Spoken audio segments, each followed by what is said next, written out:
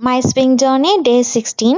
எங்கள் அம்மாவுடைய சாரியில் எனக்கும் என்னோட டாட்டருக்கும் ட்ரெஸ் ஸ்டிச் பண்ண போகிறதா சொல்லியிருந்தேன்.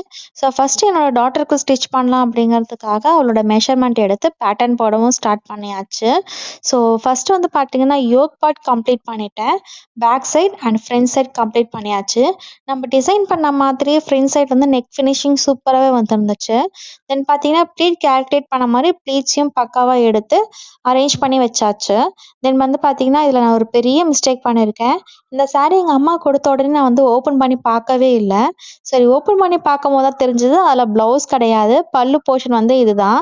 பார்த்தீங்கன்னா தெரியும். இதை வந்து நான் யூஸ் பண்ணவே இல்லை பல்லு போர்ஷனை. தென் வந்து பார்த்தீங்கன்னா பல்லு போர்ஷனை விட்டதுனால மீதி இருக்கிற சாரியில் மொத்தமாகவே என்னோட டாட்டருக்கு ட்ரெஸ் ஸ்டிச் பண்ணுறதுக்கு கரெக்டாக இருந்தது. எக்ஸ்ட்ராவாக இந்த ஒரு பிட்டு தான் வந்து பார்த்தீங்கன்னா மீந்துச்சு. அதனால எனக்கு வந்து இதில் கார்மெண்ட் வந்து ஸ்டிச் பண்ண முடியாது. இதை கவனிக்காம விட்டது தான் நான் பண்ண பெரிய மிஸ்டேக். ஸோ இப்போ வந்து என்னோட டாட்டருக்கு மட்டும் இந்த கார்மெண்ட் வந்து ஸ்டிச் பண்ணி கம்ப்ளீட் பண்ணி முடிச்சிட்டேன். இதுதான் அவுட்புட். எப்படி இருக்குன்னு பாருங்க. ஃபினிஷிங் எல்லாமே நீட்டாக வந்துருந்துச்சு. ஸ்லீவ் பார்த்தீங்கன்னா எக்ஸ்ட்ராவாக டர்சல்ஸ் வந்து அட்டாச் பண்ணியிருந்தேன். தென் பார்த்தீங்கன்னா பேக் சைடு வந்து ரோப் அட்டாச் பண்ணியிருந்தேன். ரோப் வந்து பார்த்தீங்கன்னா நார்மலாக இல்லாமல் பார்டர்லேயே வந்துட்டு ரோப் வந்து அட்டாச் பண்ணி கொடுத்துருந்தேன். அது ரொம்பவே நீட்டாக இருந்தது.